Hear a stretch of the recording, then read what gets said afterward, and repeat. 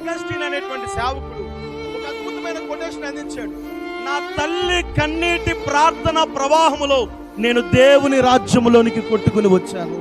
ఎందుకు ఆ మాట అన్నాడు అని అంటే, అగస్టిన్ కడుపులో ఉన్నప్పుడే ఆ తల్లి దేవుడికి ప్రతిష్ఠ చేసిందంట. ప్రభువా, ఇదిగో నాకు పుట్టబోయేటువంటి బిడ్డను నీ సేవకు అర్పితం చేస్తున్నాను.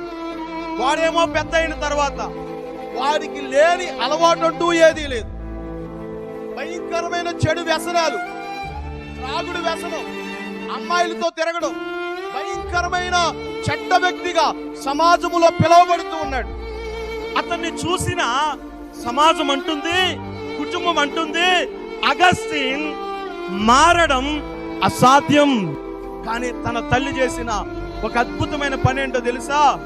దేవుని పాదాలు పట్టుకుని ప్రతిరోజు, దేవా నా కొడుకును మార్చయ్యా, నా కొడుకును రక్షించయ్యా, నా కొడుకుని నీ సేవకు అర్పితం చేశానయ్యా, నీవే వాడు బ్రతుకును మార్చు, నీవే వాడు బ్రతుకును మార్చు అని కన్నీరు కాచి దేవుని పాదాలు తడుపుతూ ఉందట. మన దేవుడు ప్రార్థన ఆలకించే దేవుడై ఉన్నాడు. గట్టిగా చప్పలు కూడా దేవునికి స్తోత్రం చెప్పండి. మన ప్రార్థన వినకుండా ఉండడానికి ఆయన రాళ్లలో ఒక వంటి వాడు కాదు. ఆయన మన ప్రార్థన వింటాడు. నీవు దేవుని సన్నిధిలో దేవుని నామం పేరట ప్రార్థిస్తున్నప్పుడు కాచే ప్రతి కన్నీటి చుక్కకి ఒక రోజున దేవుడు నీకు సమాధానాన్ని అనుగ్రహించబోతా ఉన్నాడు. ఖచ్చితంగా గొప్ప ఆశీర్వాదాన్ని నువ్వు చూడబోతా ఉన్నావు. నేను అంటా ఉన్నాను, నీ ప్రార్థన వృధా కాదు, నీ కన్నీరు వృధా కాదు, నీ భర్త విషయంలో నువ్వు ఏడుస్తున్న ఆ ఏడ్పు వృధా కాదు, నీ పిల్లల విషయంలో నువ్వు ఏడుస్తున్న ఆ కన్నీరు వృధా కాదు, నీ కుటుంబం కోసం ఏడుస్తున్న ఏడ్పు వృధా కాదు. నీ కన్నీరు దేవుని సన్నిధిలో భద్రముగా ఉన్నది. ఒక రోజున దేవుడు నీకు సమాధానాన్ని అనుగ్రహించబోతా ఉన్నాడు. ఎన్నో మాటలు ఆమెకు వినబడుతూ ఉన్నా ఆ తల్లి మాత్రం అగస్టిన్ కొరకు ప్రార్థన చేస్తూనే ఉందంటే. ప్రార్థన ఆపలేదు, కన్నీరు కార్చడం కూడా ఆమె మానివేయలేదు. దేవుడు ఆ ప్రార్థనను విని ఒక రోజున ఒక అద్భుతం చేశాడు. ఏమని తెలుసా? ఆ అద్భుతం ఏంటంటే, అగస్టిన్ వాళ్ళకి 2 వీధుల తర్వాత ఒక భయంకరమైన స్త్రీతో పాపం చేసేవాడు. ఆయన అలా వెళ్తా ఉంటే ఒక రోజున ఇలాగే కూటాలు పెట్టినట్టే అక్కడ కూడా ఒక కూటం పెట్టారు, సువార్త కూటం అని. పెద్ద మీటింగ్ జరుగుతుందండి.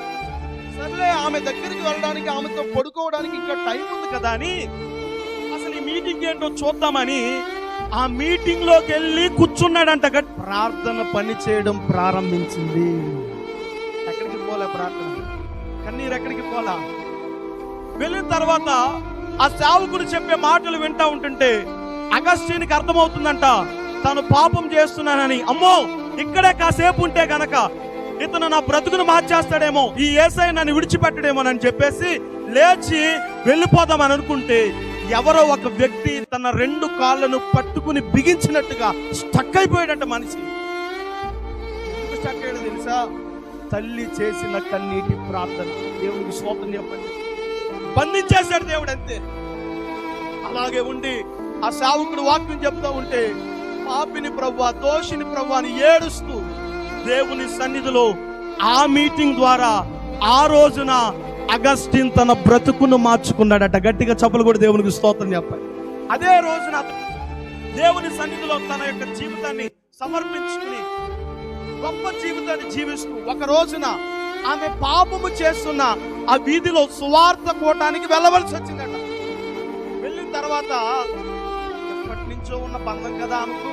ఆమె అందట, అగస్టిన్ అగస్టిన్ నేను గుర్తున్నానా నీకు అని చెప్పేసి అని అంటూ ఉంటే అతను అన్నాడంట, అమ్మా నీవు అనుకునే అగస్టిన్ నేను కాదు.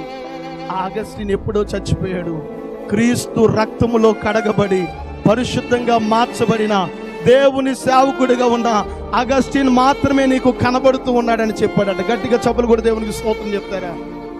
హల్లెలూయా.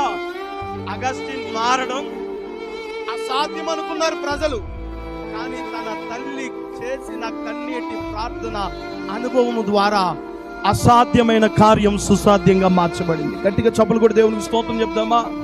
నీ జీవితంలో ఎలాంటి కార్యాలు అసాధ్యం అని నువ్వు అనుకుంటున్నావో సమాజం ఏ మాటలైతే చెప్పి నీ జీవితంలో ఇక ఈ కార్యము జరగదు, నీ కుమారుడు మారడు, నీకు పిల్లలు పుట్టరు అని ఏ నోటైతే ఆ మాటలు నీకు వినబడుతూ ఉన్నాయో, దేవుని పాదాలు పట్టుకుని కన్నీరు కాచే ఆ ప్రార్థన అనుభవాన్ని గనక నువ్వు కలిగి ఉంటే తప్పనిసరిగా అదే నోటు నుండి నీ నామమును గొప్ప చేయ మొదలు పెట్టబోతూ ఉన్నాడు దేవుడు.